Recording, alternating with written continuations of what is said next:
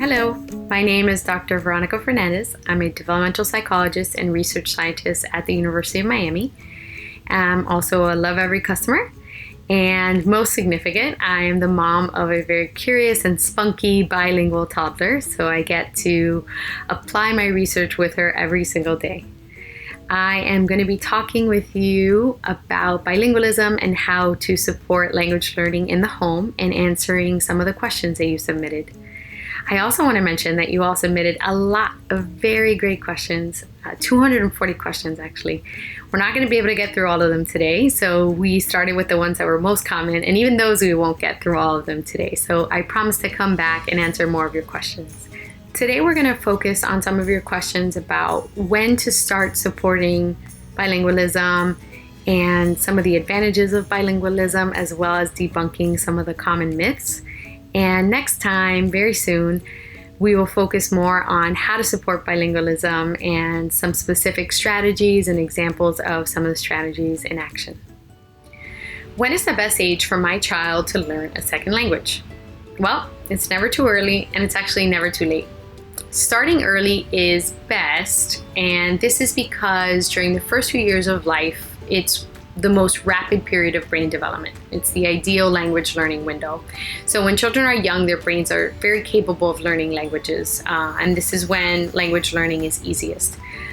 But as I said, it's also never too late. What I mean is that if you start later with your child, it's likely going to be a little bit more challenging, but certainly not impossible. Older children and even adults can still become fluent in a second language or beyond. And there's so many benefits to learning another language that I think it's well worth the effort. What are the benefits of bilingualism? Where do I start? There are so many advantages. So for people who are exposed to know and speak more than one language, research tells us that there are cognitive and social advantages, there are immediate and future advantages, and I will share with you some examples. So the first one is that bilingual individuals demonstrate more flexibility in problem solving, and we've seen this advantage really early on in babies. There's this assessment of infant-toddler development, and for one item, the assessor places an object in a clear container with the opening facing the child, and most babies can really easily reach in and grab the toy. Then, without the baby noticing, the assessor turns the container around so that the opening is now on the other side. Monolingual babies, those who are exposed to or only speak one language, tend to spend more time trying unsuccessfully to get the object from the side where they had gotten the object from before. Whereas bilingual babies who are exposed to or are beginning to speak another language, they also try from the side where they had been successful, but they more quickly start to explore the box and are able to problem solve and find the opening on the other side and pull the toy out. So this is just one example very early on of a cognitive advantage. These babies are better able to problem solve, and they do so more quickly. Research with older bilinguals tells us that they tend to be more rational and confident in their decision making, and they can also be more observant of their surroundings, more easily detect things that are irrelevant or deceptive. So they tend to be better at identifying misleading information, which is an important skill to have. I also think it's amazing that research has found a link with a decrease in onset for dementia, so Alzheimer's. And from a cultural perspective, if you're teaching your child a language that connects with your culture, your past, present, your family, your ancestry, it can help strengthen that connection to your family heritage. There's a quote on the Lovevery Instagram page that I really love. It says, "Our most treasured family heirloom are sweet family memories that we pass down to our children." And I think language can be so powerful in connecting our children to our family history. Also, knowing more than one language can help children be more exposed to and accepting of diversity, and as they get older, it can expand their social network. We also see advantages in future employment. So knowing another language can increase your networking and make them more attractive to future employers. And then a fun one, but also an important advantage, is that it can help when you travel. Why is it best to start early? Starting early is best because there's so much brain development happening in the first few years of life. During this time, more than 1 million new neural connections form every second. And at about age 2 to 3, the number of synapses, so those brain connections, hits a peak level. And soon after that, the brain starts to remove synapses that are no longer needed. This is called synaptic pruning, and it helps our brains become more efficient and specialized. So based on our early exposure, our brain learns what's relevant, what's needed, what's not. So in terms of language, we get really good at understanding and distinguishing and producing the language or languages that we were exposed to, whereas we don't have the same sensitivity and abilities in languages that we don't hear. So for example, Spanish was my first language. I grew up around a lot of dialect diversity in Spanish, so I'm pretty good at distinguishing someone's Spanish country of origin. Whereas to somebody who didn't have this exposure, all Spanish dialects might sound pretty similar.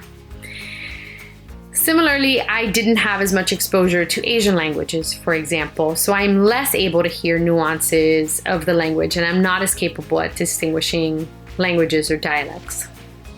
So my brain specialization for that was pruned. It was trimmed away because it wasn't relevant to my environment.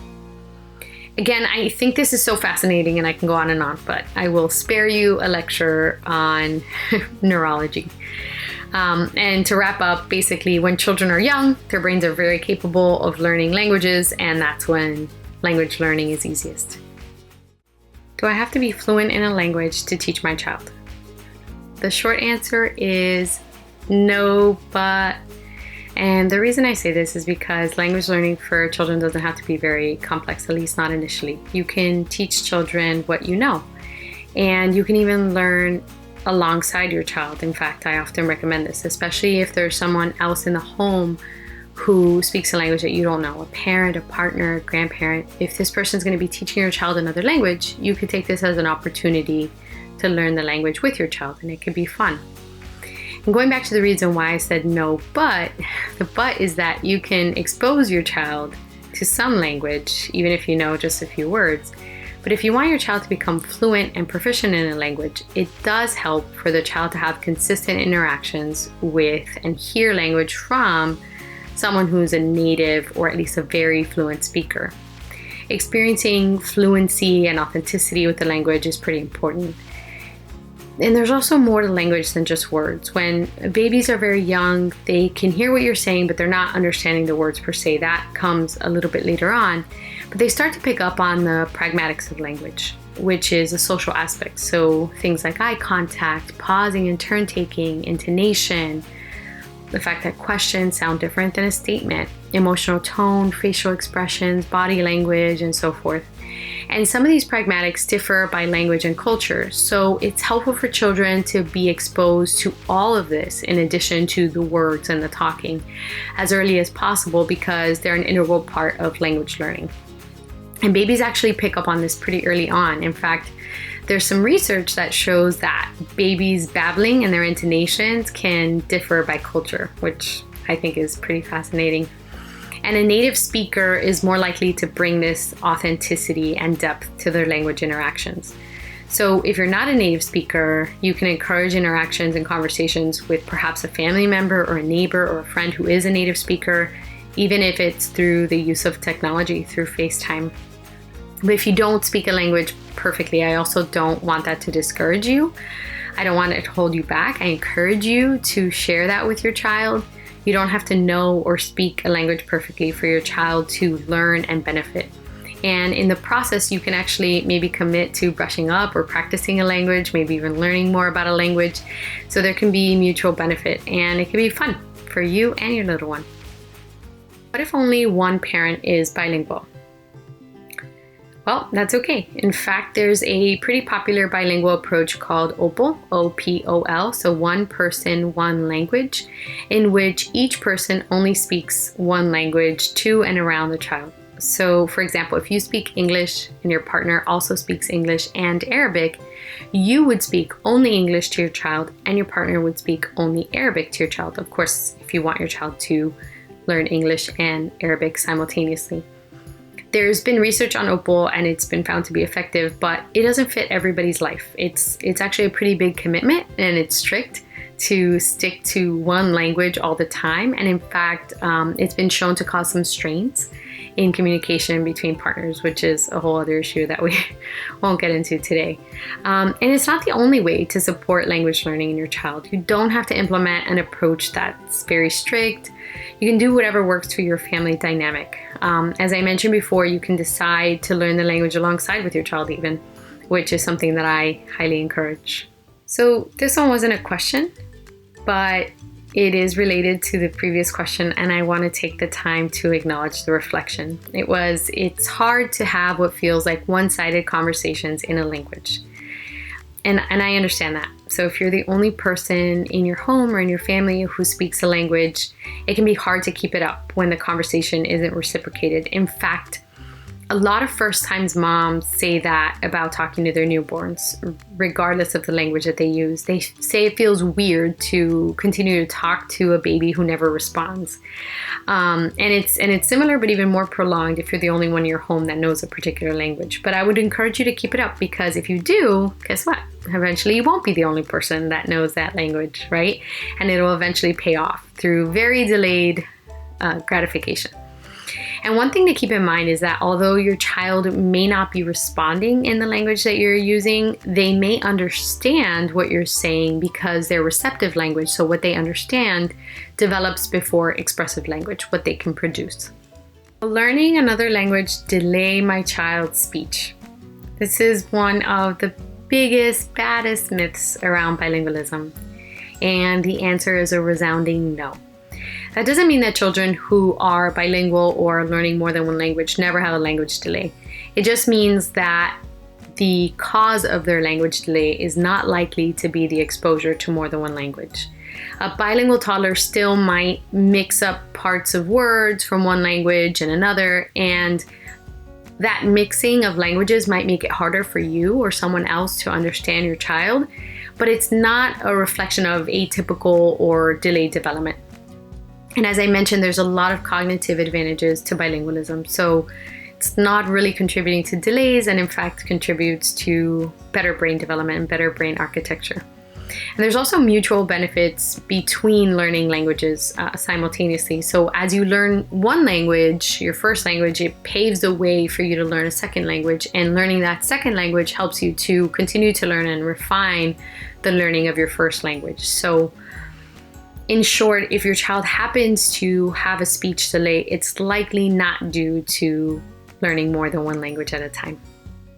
Will speaking 2 or 3 languages confuse or overwhelm my child? This one is related to the previous question, but slightly different. And my answer to this one is another no, but. And the reason I say this is because children's brains early on are very capable of learning multiple languages at the same time. But there are ways that you can expose them to the language so that it will go a little bit more smoothly. And we'll talk a little bit more about that at the end or next time I come on. I do want to mention that some bilingual children mix grammar rules. Like I said, they mix languages and they mix grammar rules, and they might code switch where they use words from both languages at the same time or within a phrase or a sentence, like más milk or quiero más milk, more milk, I want more milk, mixing English and Spanish. This is a normal part of bilingual language development, and it doesn't mean that your child is confused. If your child starts with bilingual exposure in infancy by 4 or 5, they're able to tell the differences between the language, but that doesn't mean that they're not going to code switch. It still might happen, and that's okay. It's not wrong. There's a lot of research to suggest that it's an effective means of communication. And I'll use myself as an example. My first language is Spanish, but at this point, I consider myself to be more fluent in English because my formal education was in English. And I still code switch at times. There are some words that I just feel more in Spanish, so I use them. And I particularly use some code switching when I'm having informal conversations or while I'm texting with my family or friends. Is it okay to introduce a second language when neither parent is bilingual? Is it appropriative? So I know this can be a touchy subject for some, but I thought it was important to address it, and I'm going to speak only from my opinion. So in my opinion, There's cultural appropriation, which is not okay, and there's cultural appreciation, right? And appropriation happens when you co-op or you take something from another culture and claim it as your own without acknowledgement or respect for their culture. Learning a language tends not to really fall into that category because it takes so much effort and some degree of reverence and appreciation for the nuances and complexity of its origin. So it's just inherently not something that can be done without thought, like the opposite of putting cornrows in your hair or putting on a native headdress or kimono for Halloween, right? That might fall more in the realm of appropriation. There are some exceptions, of course. If you use vernacular as a joke or with negative connotation, or if you try to learn a language that a cultural group has made an effort to keep private or has deemed sacred, such as some native or tribal languages, in that case, you might be infringing or even disrespecting a culture that you're not a part of. What is the number one recommendation for encouraging a bilingual home? And then in parentheses it said, if you had to pick just one, what's the one thing?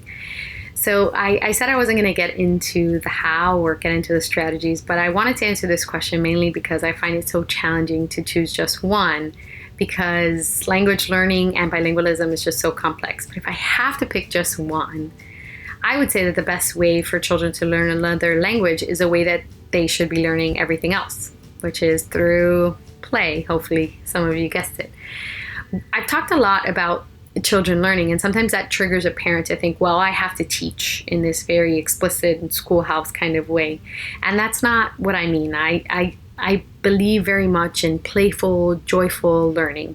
So if you think about your child playing and you have a goal of teaching your child Mandarin, you can label the toys that they're playing with, right? So give the names of the toys that they're playing with in Mandarin. You can give words to their actions in Mandarin and even start to ask them questions in Mandarin if they're ready for that. And you can play alongside them with two dolls and engage in pretend dialogue between the two dolls in Mandarin. So make it fun. Another question that we got was, what if my child refuses to speak in the other language and says no? It sounds like the child maybe is being resistant, and it's a good opportunity to back up a little bit and follow the child. Maybe think about why they're saying no, or are we forcing it too much? And maybe if we do that within the context of play and make it a little bit more fun and joyful, the child might be a little bit more willing to engage, right? And not just when I say playful, I don't mean just when the child is playing with their toys, but teaching and engaging with language in a playful way. So for example, during a routine, you might be engaging in a diaper change, and you could sing a song about their body parts in Mandarin, if that's what you're trying to teach. While you're having a meal, you can talk about your food, you can talk about the attributes of the food and the taste of the food in Mandarin. So just have conversations about what you're doing, your everyday experiences, in a fun and just laid back way is the most effective way to teach. Having a dance party, right? So putting on some authentic music in Mandarin, some children's songs in Mandarin, and just dancing and acting them out and having a good time while you're exposing your child to this other language is the best way to go about it. So there's another quote on the Lovevery Instagram page that I really love by the great Fred Rogers, and it says, "Play is often talked about as if it were a relief from serious learning, but for children, play is serious learning." And I'd like to close with that just because I think it resonates so nicely with this notion of playful learning and introducing language and embedding it into your daily routine in a playful and joyful way. So thank you so much for submitting your questions and for listening here today. Remember to follow me on my Instagram page, Cultivating Wonder. There'll be more content there that's related if you want to learn more, and you can direct message me as well. And I promise to be back to answer more of your questions very soon. Bye.